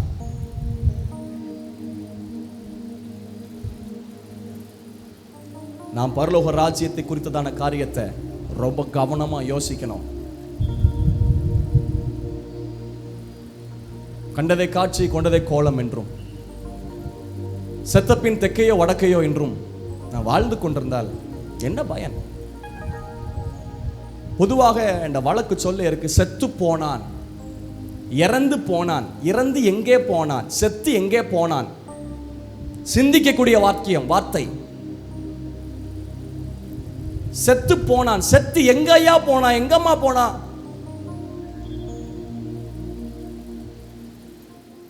ரெண்டு இடம், பரலோகம் நரகம். ஆனால் நியாய தீர்ப்புக்கு பின்பதாக பரலோகத்துக்கும் நரகத்துக்கும் பிரித்து அனுப்புவார். அதுக்கு முன்பாக ஆண்டுடைய பிள்ளைகளுக்கு இளைப்பார்க்கிற ஸ்தலம் பரதேசு. கிறிஸ்துவுக்காய் வாழாதவர்கள், கிறிஸ்துவை ஏற்றுக்கொள்ளாமல் துன்மார்க்கமாய் வாழ்ந்தவர்கள் பாதாளத்தில் கட்டப்படுவார்கள். ஆனால் அறுப்பு நியாய தீர்ப்பில் தப்பித்துக் கொள்ளப்படணும். இந்த பூமியில கோதுமையா வாழ ஒப்பு கொடுப்போம். கோதுமையா வாழ, கோதுமை மணியா நான் வாழணும். கோதுமை மணியா நான் வாழணும். ஆண்டவரே, நம்மளை நம்பி இந்த பூமியில உலகம் என்கிற நிலத்தில அவ நல்ல விதையா கோதுமையா விதைச்சிருக்கிறார். நம்ம சுற்றிலும் ஏராளமான களைகள் இருக்கலாம். களைகளை குறித்து கவலைப்படாதீங்க. என் பக்கத்தில் களை இருக்கு, ஐயோ டிஸ்டர்பாக இருக்கு, இடரலா இருக்கு, எனக்கு ரொம்ப தொந்தரவா இருக்கு, இவ்வளோ உபத்திரவம் இருக்கு, பாடுகள் இருக்கு. அநேக உபத்திரத்தின் வழியாத்தான் தேவ ராஜ்யத்தில் போய் சேர வேண்டியிருக்கு. இடுக்கமான வாசல், தேவ ராஜ்யத்துக்கு செல்கிற வாசல் இடுக்கமான வாசல். ஒருவேளை யாராக நித்திய ஜீவனை குறித்து, பரலோகத்தை குறித்த எண்ணமும் அதை குறித்த நம்பிக்கையும் இல்லாமல் ஓடிக்கொண்டிருப்பீர்களானால் பரலோக ராஜ்யம் இருக்குது என்கிற நம்பிக்கையோடு ஓடுவோம். நித்திய ஜீவன். என்னுடைய அப்பாவுடைய கடைசி சகோதரி, அவருடைய கணவர் 3 ஆண்டுகளுக்கு முன்பாக மரித்து போனாங்க. ஒரு சரியில்லை பலவீனம் உண்டான ஊழியம் செஞ்சாங்க. ஊழியம் செய்கிறவங்க என்னுடைய மாமா. அப்போ அவங்கள எங்களுடைய காவல் குண்டு சபையில் வச்சு கவனிச்சுட்டு இருந்தோம். அவங்க யாக்கோபுரம் என்கிற ஒரு கிராமத்தில் ஊழியம் செய்கிறாங்க. ஒரு பலவீனப்பட்டதுனால இங்கே வச்சு கவனிச்சுட்டு இருந்தோம். அவங்க மரிக்கிறதுக்கு அன்றைக்கு காலையில் ரொம்ப பலவீனமாயிட்டாங்க, மரண தருவாய்கள் தான். அன்னைக்கு என் சொந்த வீட்டுக்கு போகிறேன்னு சொன்னாங்க.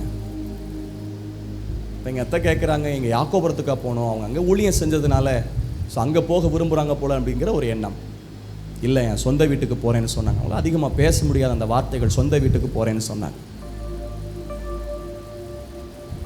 ஆனால் பார்த்தால் அன்றைக்கு அவர்கள் சில மணி நேரத்திற்குள் அவர்கள் மரித்து போனார்கள். அப்போதான் புரிந்தது, அவர்கள் பரலோகத்துக்கு போக வேண்டும் என்கிற அந்த எண்ணத்தோடு தான் ஓட்டத்தை முடிச்சிருக்காங்க.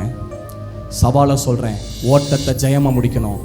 எப்படிப்பட்ட ஜெயம் தெரியுமா? நல்ல போராட்டத்தை போராடினேன், ஓட்டத்தை முடித்தேன், விசுவாசத்தை காத்துக்கொண்டேன், எனக்காக நீதியின் கிரீடம் வைக்கப்பட்டிருக்கிறது. நான் எதற்காக பிடிக்கப்பட்டேன் அதை அடையும்படிக்கு ஆசையா தொடர்றேன். பின்னானவைகளை மறந்து முன்னானவைகள் நாடி கிறிஸ்து இயேசு அழைத்த பின் பந்தய பொருளுக்காக இலக்கை நோக்கி தொடர்கிறேன்.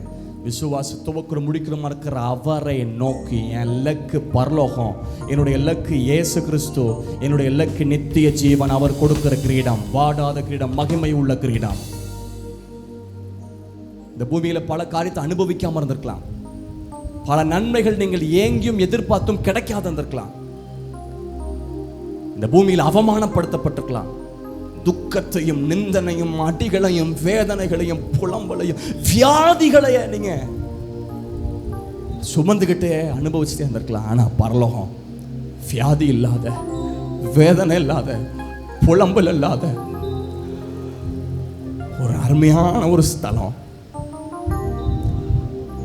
அதை விவரிக்கவே முடியாது. பரலோக ராஜ்யத்தின் சந்தோஷத்தை விவரிக்கவே முடியாது. அந்த அளவிற்கு மகிமை. யாரும் பரலோகத்தை இழந்துடக்கூடாது. பேசுறேன் நானும். உலகம் முழுசும் ஆதாயப்படுத்துற, ஜீவன் நஷ்டப்படுத்துற லாபம் என்ன அடியணும். உங்களோடு கூட சேர்ந்து இந்த நாளில் நான் அர்ப்பணிக்க விரும்புகிறேன். நம்ம எல்லாருக்கும் நிச்சயம் உண்டாகட்டும். ஆண்டவரே, நான் பரலோகத்தை இழந்துடக்கூடாது, பரலோக பாக்கியத்தை இழந்துடக்கூடாது, நித்திய ஜீவனை இழந்துடக்கூடாது. ஆண்டவரே, நீதிமான் மரிப்பது போல் மரிப்பேனாகன்னு பார்க்குறோம். 2 சம்பவத்தை சொல்லி ஜெபத்தில் நடத்த விரும்புகிறேன். எங்களுடைய மூத்த அத்தை, இப்போ கிட்டத்தட்ட அவங்களுக்கு 70 வயசுக்கு மேலே ஆகுது. எங்களுடைய அப்பாவுடைய மூத்த சகோதரி, அவங்க சொன்ன ஒரு உண்மை சம்பவம். ஒரு வாலிப மகள் ரொம்ப பலவீனப்பட்டா, மரண தருவாய். அப்போ டாக்டர் சொல்கிறாங்களா, சில மணி நேரம் தான் இருப்பா, அவளுக்கு என்ன ஆசையை நிறைவேற்றுங்கன்னு சொல்கிறாங்க. அவள் சொல்கிறா, எனக்கு குறிப்பிட்ட ஒரு சினிமா சொல்லி இந்த சினிமா பார்க்கணுன்னு சொல்கிறா. சரி, ஆசை நிறைவேற்றுமேன்னு சினிமா பார்க்க கூப்பிட்டு போனாங்க. கொஞ்ச நேரம் பார்த்தா வீட்டுக்கு போகணும்னு சொல்லிட்டா. வீட்டுக்கு கூப்பிட்டு வந்துட்டாங்க. எல்லாரும் துக்கத்தோடு அழுதுட்டு எதிர்பார்த்துட்டு இருக்காங்க, சாக போகிறான்னு. கொஞ்ச நேரத்தில் ரொம்ப கத்துறா. ஐயோ யமன் வாரான், யமன் வாரான், எமன் வர, என்னை தூக்கிட்டு போக வர, எனக்கு கஷ்டமா இருக்கு, என் பயமா இருக்குன்னு சொல்லி அலறா. அலறிட்டு தன் ஜீவன் போச்சு. எமன் வாரான், என்னை கொல்றான், என் ஜீவன் எடுத்துட்டு போறான் சத்தம் போடும்போது அந்த வாலிப மகள் செத்து போனாள். நாம் சாதாரணமாக நினைத்துக் கொண்டிருக்கிறோம் நரக மோசமான இடம், அது நித்திய அக்கினி உள்ள இடம், நினைச்சாலும் மீட்பு இல்லை, அங்க விரும்பினாலும் இரக்கம் கிடைக்காது. அங்க இந்த பூமியில எத்தனை முறை இரக்கம் பாராட்டி ஆண்டவர் வாய்ப்பை தந்து, எதுக்கு தெரியுமா வாய்ப்பு, எதுக்கு இரக்கம், எதுக்கு கிருபை, நரகத்து போயிடக்கூடாதுன்னு தான். இன்னொரு சம்பவம் எங்களுடைய பண்ணக்குடி கேம்பஸில் நடந்தது. எங்களுடைய அப்பாலாம் சிறு வயதாக இருக்கும்போது நடந்தது. அங்கே ஒரு மரணம் ஏற்பட்டது. எஸ்தர் என்கிற எனக்கு முறையில் வந்து பெரியம்மா வரும். எங்கள் அப்பாவுக்கு சகோதரி, எங்கள் அப்பாவுடைய அம்மா, எங்கள் பாட்டியுடைய அக்கா மகா எங்களுடைய கேம்பஸில் மரிச்சாங்க இளம் வயதில். எஸ்தர் என்கிற சகோதரி இப்பவும் அவங்களுடைய கல்லறை எங்களுடைய கல்லறை தோட்டத்தில் இருக்குது. 60-70 ஆண்டுகள் கிட்ட ஆகுது. அவங்களும் மரண தருவாயில் இருக்காங்க, இளம் வயது, ரொம்ப இளம் வயது. அப்போ திடீர்னு சொல்றாங்களாம், தூதர்கள்லாம் வர்றாங்க, ரொம்ப சந்தோஷமா இருக்கு, பார்க்கவே ஆனந்தமா இருக்கு, தூதர்கள்லாம் வர்றாங்க. அவங்க பாட்டு பாடிட்டே வராங்க, எவ்வளவு சந்தோஷமா இருக்கு, அப்படியே சந்தோஷமா பேசிக்கிட்டே இருக்காங்க. ஒரு தூதர் கையில கிரீடம் இருக்கு அப்படின்னு சொல்றாங்க. அவங்க தூதர் கையில கிரீடம் இருக்கு, அவங்க எங்கேயோ போறாங்க அப்படின்னு சொல்லிட்டு அவங்க கொஞ்ச நேரத்தில் சொல்றாங்க, ஐயோ என் பக்கத்துல வர்றாங்க, என்ன நோக்கி தான் வந்துட்டு இருக்காங்க, ஐயோ ரொம்ப சந்தோஷமா இருக்கு, என் பக்கத்துல வர்றாங்க, அந்த கிரீடத்தை என் தலையில வைக்கிறாங்க அப்படின்னு சொல்லும் போதே ஜீவன் போச்சு. எங்க கேம்பஸ் நடந்த உண்மை சம்பவம். தலையில் கிரீடத்தை வைக்கிறாங்கன்னு சொன்ன போது ஜீவன் போச்சு. இந்த பூமியில நித்திய நம்பிக்கை இல்லாம ஓடுற கூட்டம் இருக்கு. பாவம் செஞ்சா என்ன, மதுபானம் இருந்தா என்ன, வேசித்தனம் பண்ணா என்ன, பாவத்தின் சம்பளம் மரணம். அது 2ஆம் மரணமாகி அக்கினியும் கந்தகம் எரிகிற கடல். ஆனால் பரிசுத்தம் ஆண்டவருக்காக வாழ்ந்தா அந்த பூமியில பல நன்மைகள் அனுபவிக்காவிட்டாலும், ஆனா ஒரு பெரிய பாக்கியம், ஆனந்த பாக்கியம், பரலோகம். பரலோகத்தை இழந்துடக்கூடாது ஆண்டவரே, பரலோகத்தை இழந்துடக்கூடாது ஆண்டவரே. அறுப்பின் காலம் வருது. கலைகளை குறித்து சோர்ந்து போகாது. உங்களுக்கு விரோதமாக பல கலைகள் நெருக்கிட்டே இருக்கலாம், அவமானப்படுத்தலாம், உங்களை தூசிச்சுட்டு இருக்கலாம், உங்க வளர்ச்சியை கெடுத்துட்டு இருந்த மாதிரி தெரியலாம். ஆனா உங்களுக்கும் கலைக்கு வித்தியாசம் இருக்கு. நீங்க கலைகள்ல, நீங்க கோதுமை மணி.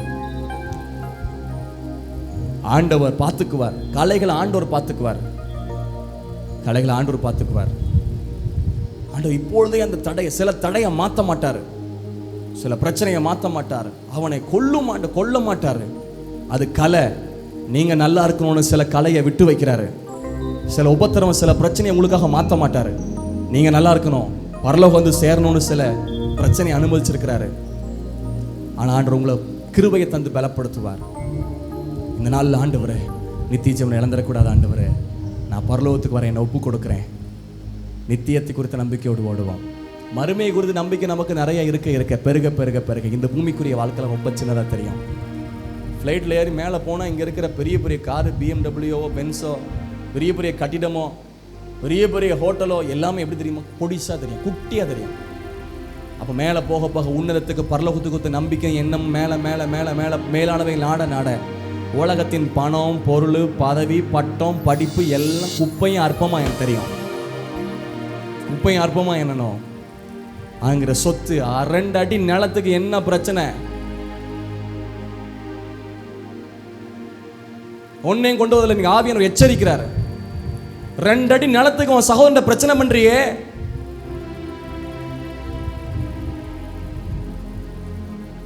கடைசியில் நமக்கு ஒரு சின்ன குழி தான் தேவை, அதுக்கு இடம் இருக்குல்ல.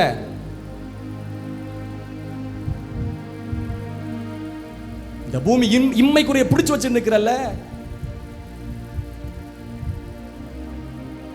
2 அடி நிலத்தை விட்டு கொடுக்க இடம் இல்லை அப்படின்னா பூமிக்குரிய நீ ஆடிட்டு இருக்கன்னு அர்த்தம். பூமிக்குரிய மேலே நாட்டம் இருக்குன்னு அர்த்தம். 1000 காசுக்காக போய் தூசணமான வார்த்தையில சொல்லி கெட்ட வார்த்தையில திட்டல. பூமிக்குரிய நாடிட்டு இருக்கேன்னு அர்த்தம். ஆண்டவரே மேலான எண்ணத்தை எனக்கு தாரும், மேலான எண்ணத்தை எனக்கு தாரும் ஆண்டவரே. நம்ம ஆண்டவர்கிட்ட ஒப்பு கொடுப்போம். நம்மளார் எழுந்து நிற்போம். ஆண்டவர் நல்லவர். ஷேலா பாராக்கா. இந்த பூமியில உங்களை கைவிட மாட்டார். பராமரிப்பார், போஷிப்பார், அற்புதம் செய்வார், சாட்சியா நிறுத்துவார். ஆனா எதற்கு தெரியுமா? பரலோகத்தில் நம்ம எல்லாரும் வந்து சேரணும். எல்லாரும் எழுந்து நிற்போம்.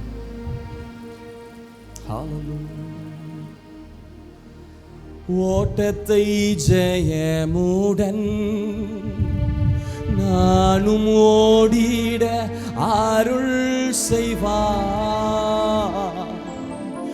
ஓட்டத்தை ஜெயமுடன் எல்லாரும் கண்ணை மூடி கை உயர்த்தி நானும் ஓடிட அருள் செய்வார். விசுவாச பாதையில் சோராது ஓடிடுவே. விசுவாச பாதையில் சோராது ஓடிடுவே. ஓட்டத்தை ஜெய எல்லாரும் கண்ணை மூடி கை உயர்த்த முடிந்து வைத்து பாடும். நானும் ஓடிட அருள் செய்வார். ஓட்டத்தை ஜெயமுடன் நானும் சாட்சியா ஓட்டத்தை முடிக்கணும் ஆண்டவரே. இந்த பூமி விட்டு போகும்போது அற்புத சாட்சிகள் என்னை கொண்டு விடணும். பாதையில் சோராது ஓடிடுவே. விசுவாச பாதையில் சோராது ஓடிடுவே. பரலோகமே என் சொந்த என்று காண்பேனோ. பரலோகமே என் சொந்தமே என்று காண்பேனோ. அப்படி எல்லாரும் ஒப்பு கொடுக்க போறோம். ஆண்டவரே, என்னுடைய மரணமோ உங்க வருகையோ எது வந்தாலும் நான் உங்களை சந்திக்க ஆயத்தமா என்ன மாற்றுங்க, ஆயத்தமா மாற்றுங்க ஆண்டவரே. அப்படி நீங்க ஜெபம் பண்ணுங்க. ஆண்டவரே, என் வாழ்க்கையில பரலோக ராஜ்யத்துக்கு போக விடாதபடிக்கு இருக்கிற தடைகள், களைகளை போன்ற குணங்கள் என்னை விட்டு மாற்றுங்க. என்னை பரிசுத்தப்படுத்துங்க. விதை கோதுமை மணியாத நிலத்தில் விழுந்து சாகாவிட்டால், கோதுமை மணி சாகணும், பாவத்துக்கு செத்து நீதிக்கு பிழைக்கணும். ஜலத்தினாலும் ஆவினாலும் பிறவாவிட்ட தேவன் ராஜ்யத்துக்கு போக முடியாது. பிதா குமாரன் பரிசுத்தாவின் நாமத்தில் மூழ்கி ஞானஸ்நானம் பண்ணணும். கோதுமை மணியே, கோதுமை மணி நிலத்தில் விழுந்து சாகணும். அர்ப்பணிப்பின் வாழ்க்கையும் ஞானஸ்தான வாழ்க்கையோடு உடன்படிக்க பரலோகத்துக்கு கொண்டு செல்லும். ஞானஸ்தானம் பிறகு யாரும் இருப்பில்லானால் ஆண்டவரே, நான் ஒப்பு கொடுக்கிறேன். உடைய வருகை சீக்கிரமா நெருங்கிட்டு இருக்குது. நான் ஞானஸ்தானம் எடுக்க என்ன ஒப்பு கொடுக்கிறேன். உடைய ராஜ்யத்துக்கு செல்ல என்ன ஒப்பு கொடுக்கணும், ஒப்பு கொடுங்க. ஹல்லேலூயா. நல்ல பிதாவை, இயேசுவின் நாமத்தில் ஒப்பு கொடுக்கிற ஒவ்வொருவருக்காக ஜெபிக்கிறேன். தேவ ராஜ்யத்தை குறித்த எண்ணத்தினால் எங்களுக்கு நிரப்புங்க. அடிக்கடி எங்களுக்கு நித்திய ஜீவனை குறித்த எண்ணத்தை எங்களுக்கு தாங்க. அதை ஒருபோதும் இழந்து விடாதபடிக்கு காத்துக்கொள்ள ஆண்டவரே எங்களுக்கு கிருபை தாங்க. ஆண்டவரே, யாராலும் பலவீனப்பட்டிருப்பார்கள், இயேசுவின் நாமத்தில் பலவீனம் மாறட்டும், தடைகள் விலகட்டும், அற்புதங்கள் நடக்கட்டும், குடும்பத்தில் சமாதானம் உண்டாகட்டும். இந்த இம்மேலும் அற்புதமாய் நடத்துகிற தேவன் இவர்களை கர்த்தர் நடத்துவீராக. உம்முடைய அற்புதத்தை கரத்திற்குள் வைத்து நடத்தும்படி ஜெபிக்கிறேன் அப்பா. ஹல்லேலூயா. கைகளை தட்டி கர்த்தரை மகிமைப்படுத்துவோம்.